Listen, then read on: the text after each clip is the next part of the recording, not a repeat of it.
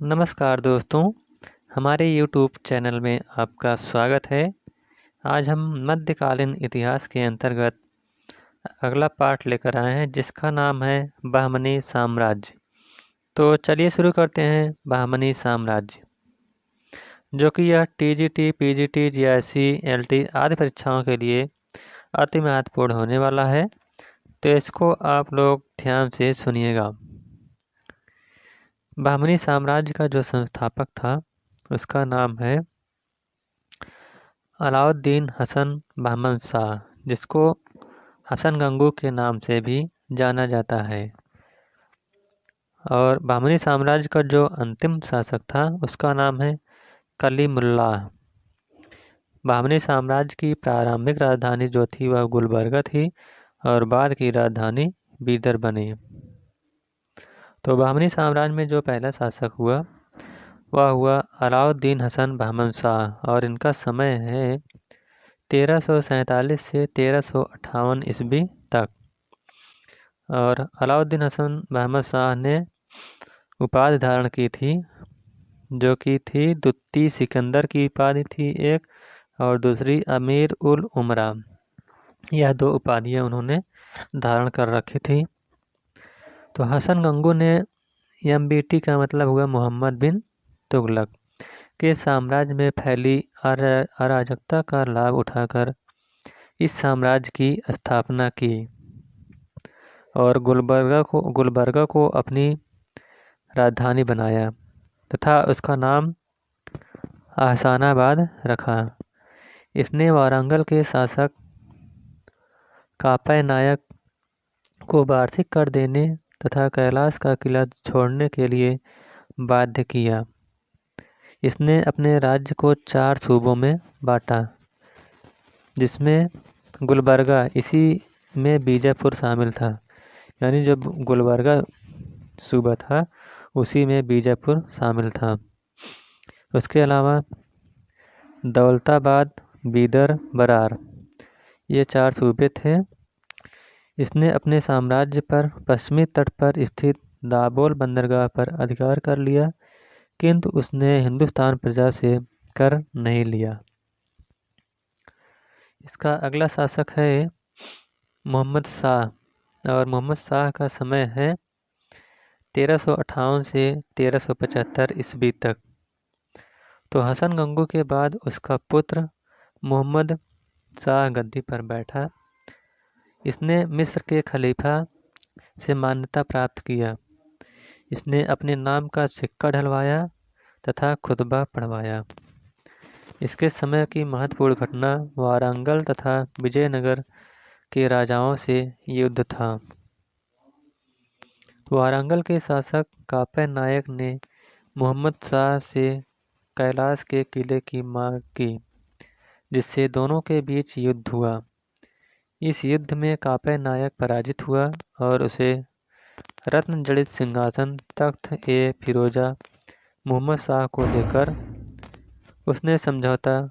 उससे समझौता करना पड़ा। बुक्का प्रथम ने मोहम्मद शाह से कृष्णा और तुंगभद्रा नदियों के बीच स्थित रायचूर दोआब की मांग की, जिसको देने से मोहम्मद शाह ने इनकार कर दिया। अतः दोनों के बीच युद्ध हुआ, लेकिन इसमें मोहम्मद शाह को कोई निर्णायक सफलता नहीं मिली। इन्हीं दोनों के बीच हुए युद्ध में पहली बार बारूद का प्रयोग किया गया। मोहम्मद शाह दुत्ती, इनका समय है 1378 से 1397 ईस्वी तक। यह एक शांतिप्रिय शासक था। इसी के समय बहमनी साम्राज्य में अकाल पड़ा, जिससे निपटने के लिए इसने मालवा व गुजरात से अनाज मंगवाया था। अगला है गयासुद्दीन और इनका टाइम पीरियड है 1397 ईस्वी।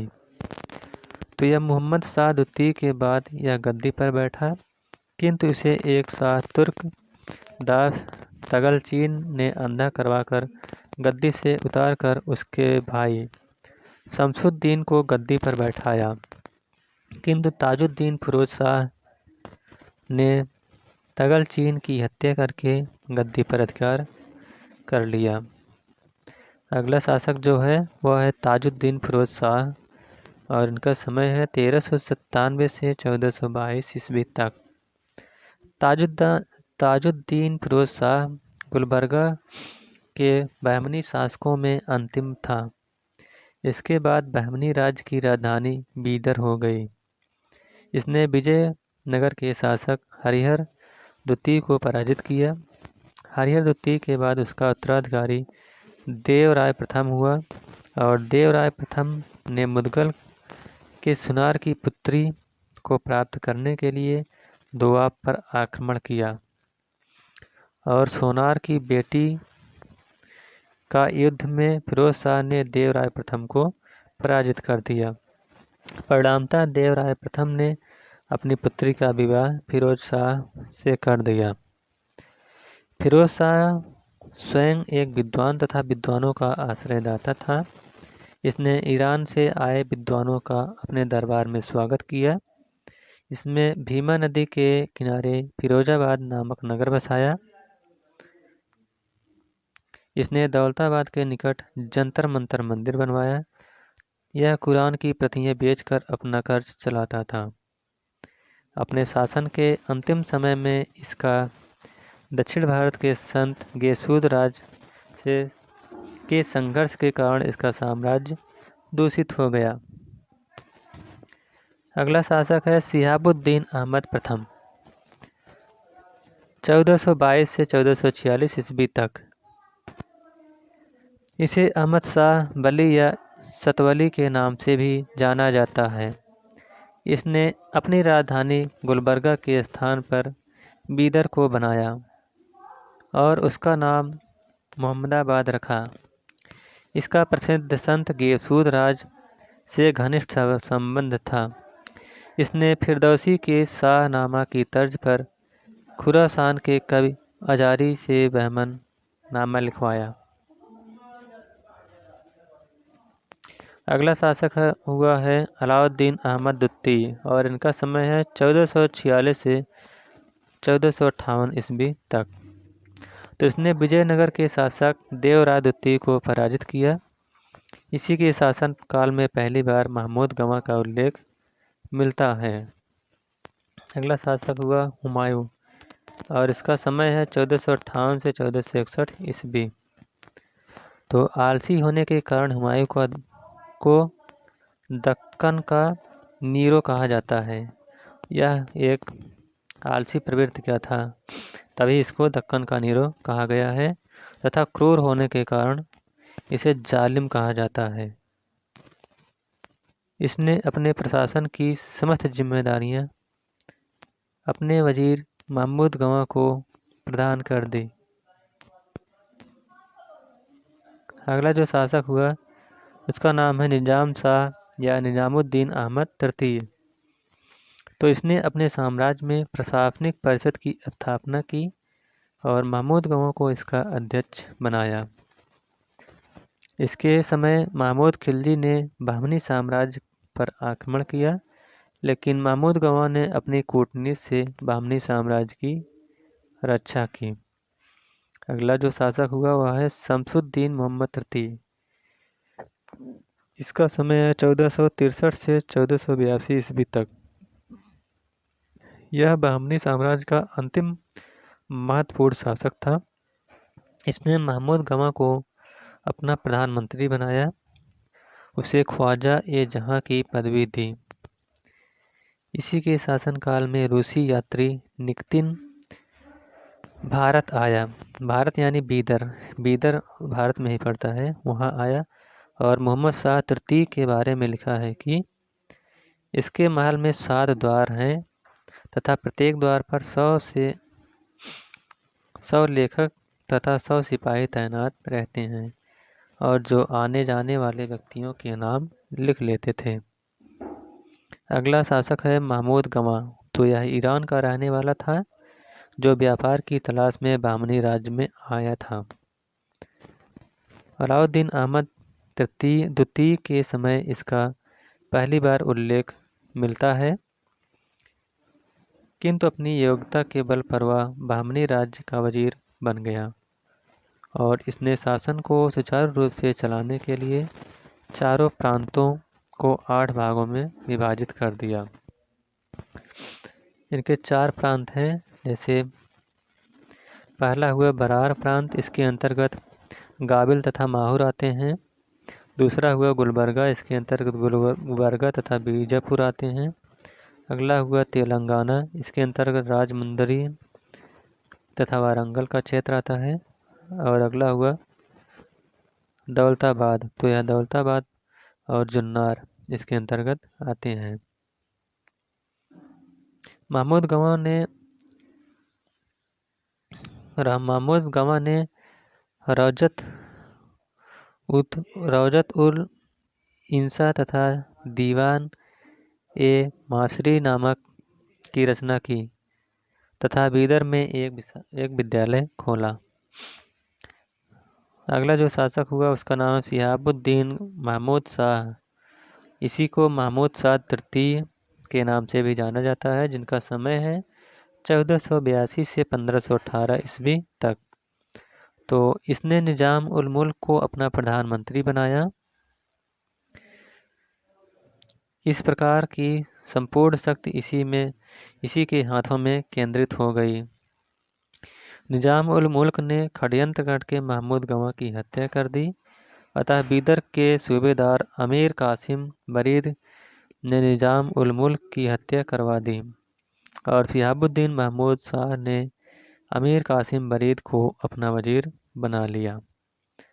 अमीर कासिम बरीद को दक्कन का लोमड़ी कहा जाता है, यानी अमीर जो कासिम है, अमीर कासिम बरीद, यह दक्कन का लोमड़ी इसे कहा जाता है। इस प्रकार शासन की संपूर्ण शक्ति कासिम बरीद के हाथों में केंद्रित हो गई, जिसे अन्य अमीर मानने को तैयार नहीं थे। परिणाम स्वरूप बहमनी साम्राज्य 5 भागों में बट गया। जैसे पहला हुआ बीजापुर, दूसरा गोलकोंडा, तीसरा अहमदनगर, चौथा बरार और पांचवा बीदर। तो इसमें सबसे पहले बरार ने 1484 ईस्वी में अपनी स्वतंत्रता की घोषणा कर दी, लेकिन सबसे पहले बीजापुर स्वतंत्र हुआ था। अगला शासक है कलीमुल्लाह और इसका समय है 1524 से 1526 ईस्वी तक। तो यह शिहाबुद्दीन की मृत्यु के पश्चात उसके कई पुत्र गद्दी पर बैठे, जिसमें कलीमुल्लाह अंतिम शासक था। इसने साम्राज्य में हो रहे विद्रोहों से निपटने के लिए बाबर को आमंत्रित किया, लेकिन वह नहीं आ सका। अंततः 1526 ईस्वी में उसकी मृत्यु के साथ ही बहमनी साम्राज्य का अंत हो गया। अब बहमनी साम्राज्य का प्रशासन। तो बहमनी साम्राज्य में केंद्रीय प्रशासन की संपूर्ण शक्ति जो होती थी वह सुल्तान के हाथों में होती थी।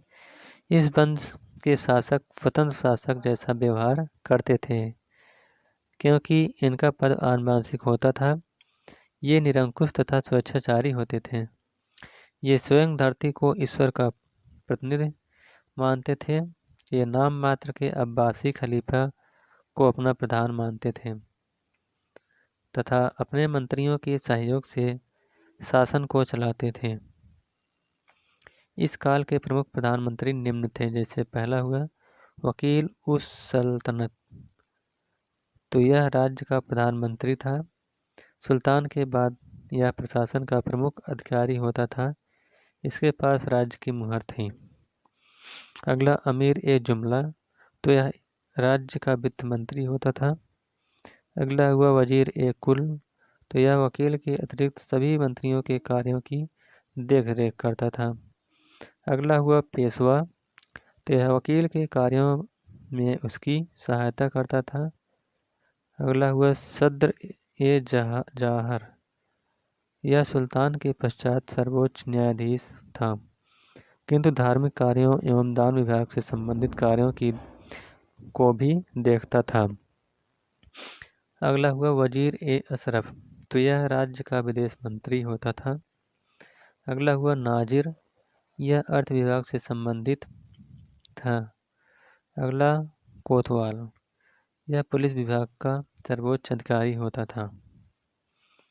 अब बहमनी साम्राज्य का प्रशासनिक विभाजन किस में हुआ था? तो बहमनी साम्राज्य को प्रांतों को सरकारों में, सरकारों को परगनों में तथा परगनों को ग्राम में विभाजित किया गया था। अब सैन्य प्रशासन, तो बहमनी शासकों की सेना में पैदल सेना, अश्वरोही सेना तथा गज सेना व तोपखाना शामिल था। इसके प्रधान सेनापति को अमीर उल उमरा कहा जाता था। सुल्तान जिसे अपना अंगरक्षक रखता था उसे खास खेल कहा जाता था। राजा के व्यक्तिगत शस्त्रागार की देखरेख सिलहदार नामक अधिकारी करता था। बीजापुर, तो बीजापुर के जो संस्थापक थे उनका नाम था यूसुफ आदिल शाह और यह आदिल शाही वंश से संबंधित था जो कि 1489 ईस्वी में हुआ। यूसुफ आदिल शाह, इस वंश का संस्थापक यूसुफ आदिल शाह था। इस वंश के सुल्तान स्वयं को ऑटोमन राजवंश से संबंधित मानते थे। इसमें शासक हुआ इस्लाम शाह, तो इसी के शासनकाल में पुर्तगालियों ने 1510 ईस्वी में गोवा पर अधिकार कर लिया तथा विजयनगर के शासक कृष्णदेव राय ने रायचूर दोआब पर अधिकार कर लिया।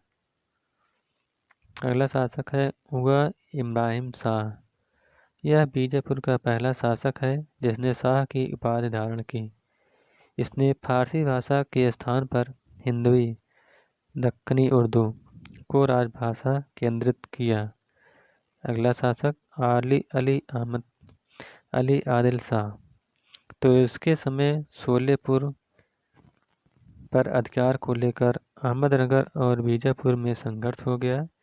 इसने अहमदनगर के शासक हुसैन निजाम शाह पर आक्रमण किया, किंतु बाद में हुसैन निजाम शाह की पुत्री चांद बेबी से विवाह करके अहमदनगर से समझौता कर लिया।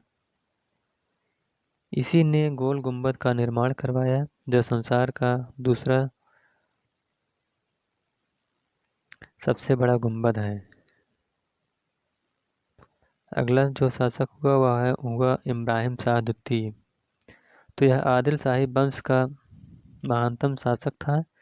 इसकी उदारता के कारण इसे जगत गुरु या अबला बाबा की उपाधि प्रदान की गई थी। इसी के समय मुगलों ने पहली बार बीजापुर पर आक्रमण किया जिससे चांद बेबी अहमदनगर चली गई। इब्राहिम द्वितीय स्वयं एक विद्वान तथा विद्वानों का आश्रयदाता था। इसने हिंदी काव्य संग्रह किताब ए नवरस की रचना की तथा नवरसपुर नामक नगर बसाया और उसे अपनी राजधानी बनाया। अगला जो शासक हुआ वह हुआ सिकंदर शाह। तो इसी के समय 1674 ईस्वी में रायगढ़ में शिवाजी ने छत्रपति की उपाधि धारण की तथा अपना राज्याभिषेक करवाया। इसी के समय औरंगजेब ने 1686 ईस्वी में बीजापुर पर आक्रमण करके उसे दिल्ली सल्तनत में मिला लिया। अगला जो हुआ अहमदनगर। तो अहमदनगर का संस्थापक, अगला राज्य है अहमदनगर और इसके संस्थापक अहमद शाह हैं और इन्होंने उपाधि निजाम उल मुल्क ले रखी थी। इनका वंश निजाम शाही वंश था।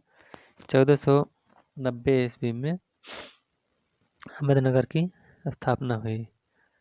तो बुरहान निजाम शाह पहला शासक, यह अहमद शाह का पुत्र था और इसी ने पहली बार निजाम शाह की उपाधि धारण की थी।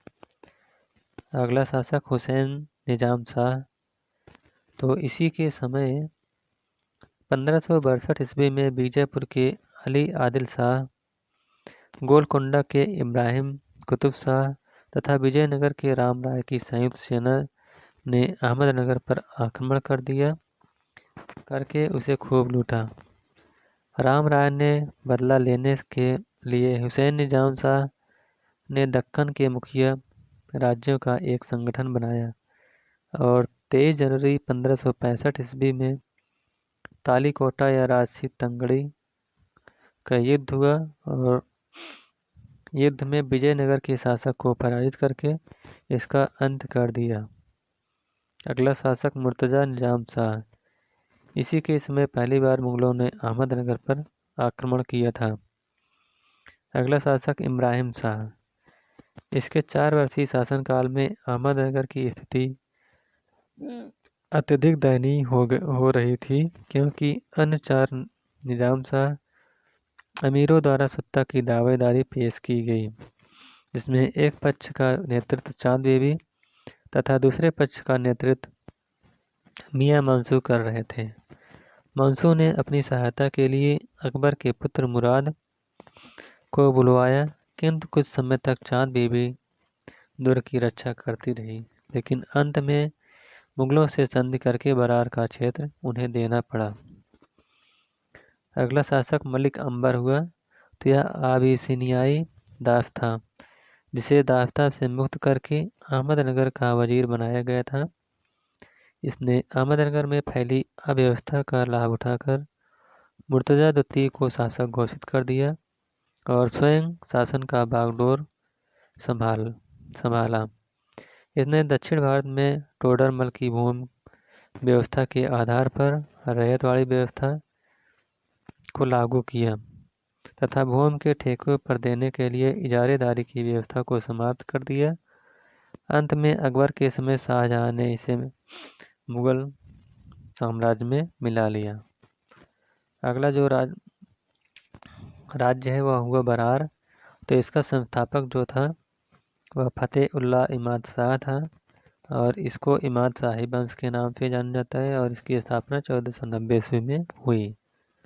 तो बहमनी साम्राज्य से अलग होने की घोषणा प्रथम 1484 ईस्वी में बरार ने की थी। बरार में इमाद शाही वंश की स्थापना फतेह उल्लाह इमाद ने की थी, जो मूलतः विजयनगर का एक ब्राह्मण था। इस वंश का अंतिम शासक बुरहान इमाद शाह था, जिसने अहमदनगर के शासक मुर्तजा निजाम शाह ने पराजित करके 1574 ईस्वी में बरार को अहमदनगर में मिला लिया। अगला गोलकुंडा। तो गोलकुंडा के जो संस्थापक हैं वह कुली कुतुब शाह था और उनका वंश कुतुब शाही वंश था और गोलकुंडा की स्थापना 1512 ईस्वी में हुई थी। गोलकुंडा राज्य की स्थापना हिंदू राज्य वारंगल के खंडरों पर हुआ था।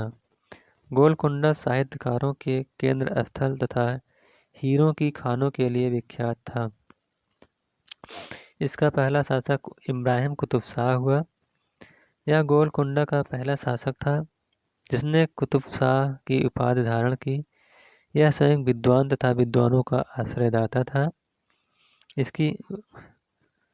जिसने कुतुब शाह की उपाधि धारण की, यह स्वयं विद्वान तथा विद्वानों का आश्रयदाता था। अगला शासक हुआ मोहम्मद कुली। तो इसी ने विद्वानों के निवास के लिए 1592 ईस्वी में हैदराबाद नामक नगर की स्थापना की। इसने दक्कनी उर्दू में मिश्रित लिखित प्रथम काव्य संग्रह दीवान की रचना की। इसे ही दक्कनी उर्दू अथवा हिंदवी अथवा आधुनिक उर्दू का जन्मदाता माना जाता है। इसी ने हैदराबाद नगर में 4 मीनार का निर्माण करवाया। अगले जो शासक हुए हैं वह क्रमशः मोहम्मद शाह द्वितीय, अब्दुल्ला और अबुल हसन हुए हैं। तो मोहम्मद कुली की मृत्यु के बाद क्रमशः मोहम्मद द्वितीय, अब्दुल हसन गद्दी पर बैठे। अबुल हसन ही गोलकुंडा के कुतुब शाही वंश का अंतिम शासक था। 1685 ईस्वी में औरंगजेब ने हैदराबाद नगर पर अधिकार कर लिया और 1687 ईस्वी में अबुल हसन की हत्या करके गोलकुंडा को दिल्ली में मिला लिया गया। यानी जितने भी राज्य हो रहे हैं सभी दिल्ली में मिलाए जा रहे हैं। अगला जो राज्य हुआ वह हुआ बीदर। तो इसका जो संस्थापक था वह अमीर अली बरीद था, जिसे दक्कन का लोमड़ी कहा जाता है। और इनका जो वंश है वह बरीद शाही वंश है। इसकी स्थापना 1526 ईस्वी में हुई थी। तो 1526 ईस्वी में अंतिम बहमनी शासक कुली मुल्लाह की राजधानी छोड़कर चले जाने के बाद अमीर अली बरीद ने बीदर को स्वतंत्र घोषित कर दिया। बाद में इस राजवंश के अयोग्य उत्तराधिकारियों के शासन का लाभ उठाकर बीजापुर के शासक इब्राहिम आदिल शाह ने बीदर को बीजापुर में मिला लिया। अगला जो राज्य हुआ वह हुआ खानदेश, और इसका जो संस्थापक था वह मलिक रजा फारूक था, और इसकी स्थापना 1399 ईस्वी में हुई थी। तो नासिरुद्दीन महमूद के समय फैली अव्यवस्था का लाभ उठाकर मलिक रजा ने फारूकी ने 1399 ईस्वी में खानदेश की स्वतंत्रता की घोषणा कर दी। इस वंश का सबसे शक्तिशाली शासक आदिल खां द्वितीय था। अंत में 1601 ईस्वी में इस वंश के अंतिम शासक बहादुर शाह द्वितीय को पराजित करके अकबर ने 1601 ईस्वी में खानदेश को दिल्ली में मिला लिया। जौनपुर का सरकी राजवंश, तो इसका जो संस्थापक था जौनपुर का वह मलिक सरवर था, जो कि एक खिजड़ा था, और इसका समय था 1394 से 1399 ईस्वी तक। मलिक सरवर ने ख्वाजा जहां मलिक उस असर की उपाधि धारण कर रखी थी। तो मलिक सरवर एक खिजड़ा था। यह सुल्तान मोहम्मद बिन तुगलक का एक दास था। यहीं से इसके पद और प्रतिष्ठा में वृद्धि होना शुरू हो गया। सुल्तान मोहम्मद शाह के समय इसे पूर्वी क्षेत्रों का कार्यभार सौंपा गया। सुल्तान नासिरुद्दीन महमूद ने इसे वजीर का पद तथा ख्वाजा जहां व मलिक उसर की उपाधि प्रदान की तथा जौनपुर का सूबेदार बनाया। 1398 ईस्वी में तैमूर के आक्रमण से उत्पन्न अव्यवस्था का लाभ उठाकर जौनपुर में स्वतंत्र सरकी राजवंश की स्थापना की। 1399 ईस्वी में इसकी मृत्यु हो गई। इसके शासक हैं मुबारक शाह, और इनका समय है 1399 से 1402 ईस्वी तक।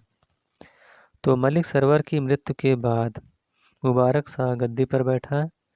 यह सरकी राजवंश का पहला शासक है जिसने सुल्तान की उपाधि धारण की थी। इसने अपने नाम का सिक्का चलवाया तथा अपने नाम का खुतबा पढ़वाया, और 1402 ईस्वी में इसकी मृत्यु हो गई। अगला जो शासक हुआ वह इब्राहिम शाह सरकी हुआ, और इसका समय है 1402 से 1440 ईस्वी तक। इसकी जो उपाधि है वह सिराज ए हिंद इसकी उपाधि है। यह मुबारक शाह का छोटा भाई था। यह सरकी वंश का महानतम शासक था। इसने पांडुआ के संत कुतबे आलम के अनुरोध पर बंगाल के दीनाजपुर के अत्याचारी शासक गणेश पर आक्रमण किया तथा उसे अपनी अधीनता स्वीकार करने के लिए बाध्य किया। इब्राहिम शाह के समय में शिक्षा एवं साहित्य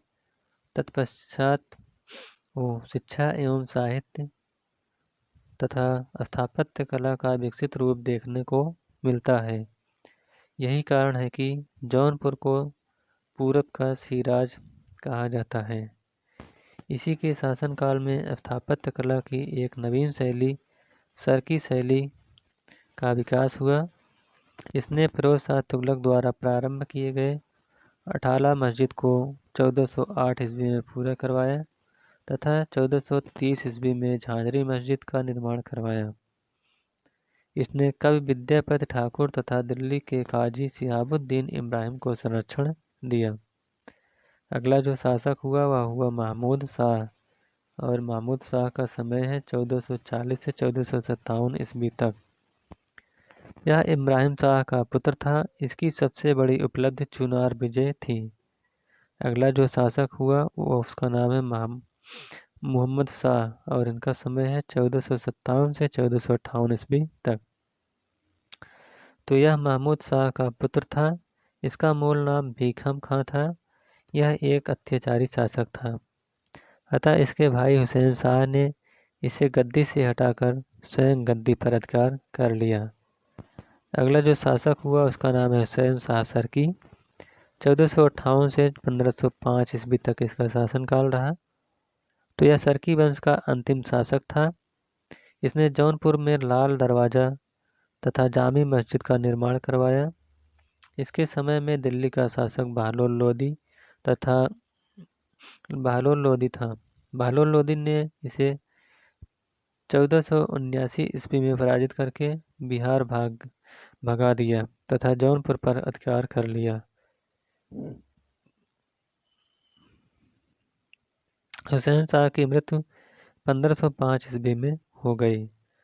तो इस प्रकार से यह चैप्टर समाप्त होता हुआ। अगर यह वीडियो आपको अच्छा लगा हो तो वीडियो को लाइक, शेयर और चैनल को सब्सक्राइब करिएगा। Thank you.